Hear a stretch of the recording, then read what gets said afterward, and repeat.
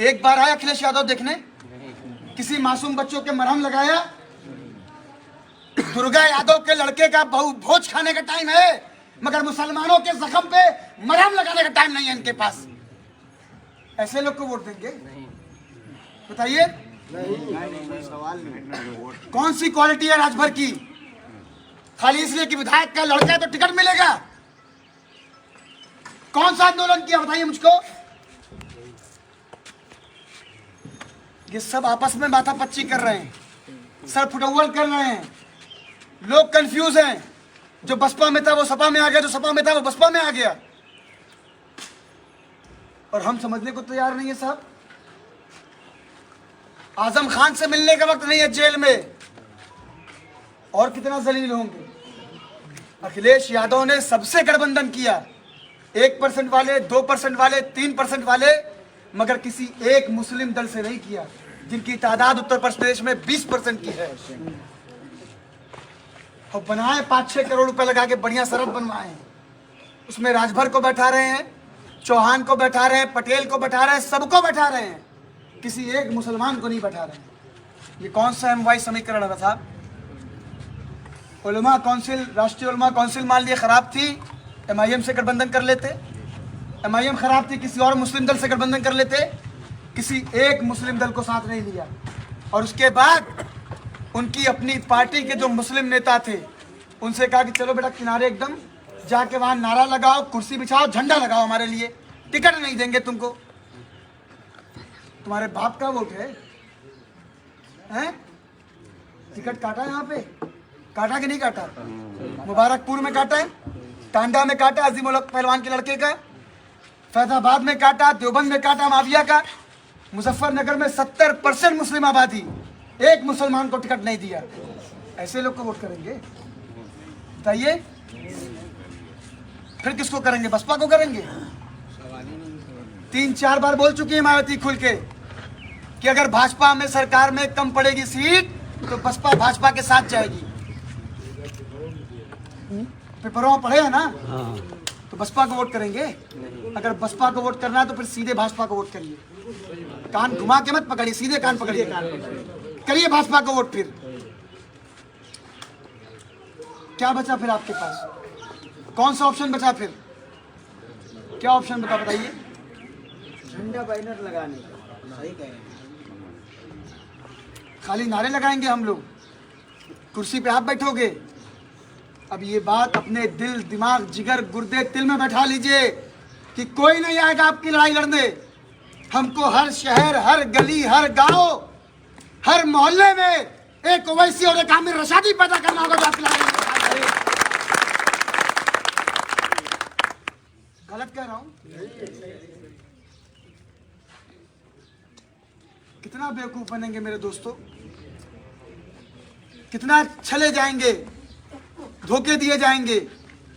अपनी ताकत को पहचानिए और अपनी ताकत का एहसास कराइए।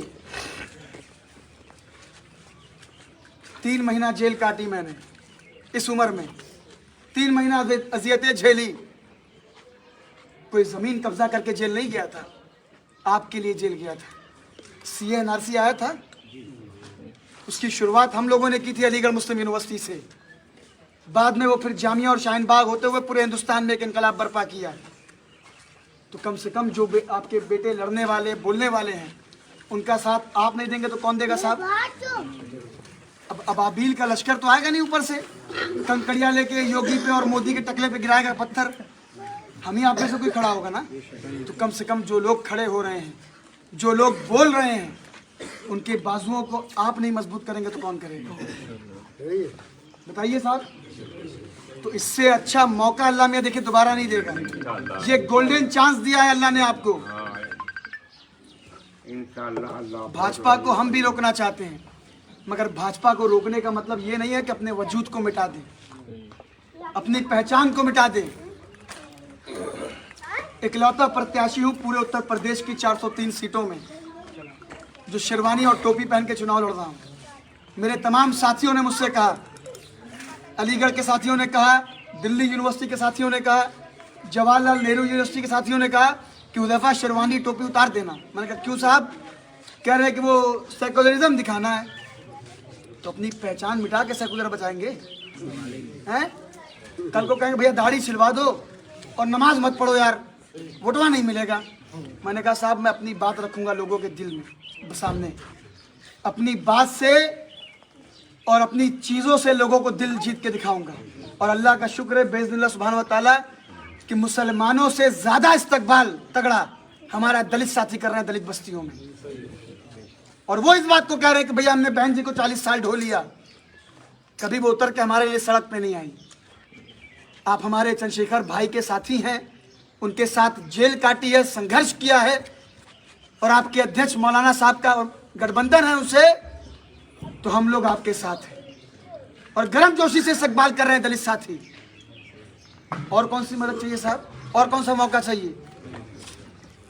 40,000 वोट वाले राजभर समाजवादी पार्टी से विधायक बनने का ख्वाब देख रहे हैं, 10,000 वोट वाले ठाकुर देख रहे हैं बसपा से विधायक बनने का। तो आपका इस सीट पे 1,10,000 वोट है, तो हुज़ैफा रशादी क्यों नहीं विधायक बनने का ख्वाब देख सकता साहब? बताइए। गठबंधन भी, और उस पर लीजिए दहले पे दहला, गठबंधन इतना शानदार बनाया मौलाना आमिर रशादी ने। यूडीए बनाया था, यूनाइटेड डेमोक्रेटिक अलायंस, मौलाना आमिर रशादी ने। उसमें राष्ट्रीय उलमा काउंसिल है, भीम आर्मी है, किसान पार्टी है, नागरिक एकता पार्टी, इन तमाम पार्टियों का गठबंधन हुआ है और उनका मैं संयुक्त प्रत्याशी हूँ उस सीट के। तो उससे बढ़िया गठबंधन मिलेगा? बताइए। नहीं सर। और इस बार चौतरफा लड़ाई है, 4 मजबूत प्रत्याशी है मैदान में। 40 से 45,000 वोट जो पाएगा वो विधायक बन जाएगा आपका। तो 1,10,000 आपका, 60 हमारे दलित साथियों का, कितना हो गया? 1,70,000। तो उसमें 45,000 वोट निकालना कोई बड़ी बात है? कोई माने हैं? खाली यूं कर देंगे तो सीट निकल जाएगी। तो बहुत शानदार माहौल चल रहा है साहब। जिस तरीके से हर समाज के युवाओं के अंदर जोश है, जुनून है, जज्बा है, वो इस बात को कह रहे हैं कि भैया हम लोगों ने धर्म जाति की बहुत राजनीति कर ली, अब हम लोग एक पढ़े लिखे युवा को विधानसभा भेजना चाहते हैं। सिर्फ आप लोगों ने साथ दे दिया एक तरफा, तो ये सारे प्रत्याशी ढेर हो जाएंगे जो मैदान में टहल रहे हैं दल बल लेकर के। और इनके हवाएं उड़ चुकी हैं, इनके चेहरे की शिकन देखिए। पिछले 1.5 महीने में हम लोगों ने इनके सारे समीकरण को ध्वस्त कर दिया। अब उनको पता चल जाए कि मैं इस गांव में बैठा हूं तो भागते हुए आ जाएंगे हाथ जोड़ते हुए, भैया। तो ये पूछिए भैया 5 साल कहाँ थे? जब पिलरियागंज में लाठी मारी गई तब एक को बार आए थे झांकने। इतने बुज़दिल हो गए हम लोग, इतने खौफजदा हो गए कि वक्त के फिरौन से डरने लगे। अपनी तारीख को पढ़िए, किस कौम से ताल्लुक़ है आपका। अल्लामा इकबाल ने कहा था कि ऐ मेरी कौम, तुझे अज़मत रफ्ता की कसम, तुझमें एहसास व जज्बात शिकस्ता की कसम, कि जो कौम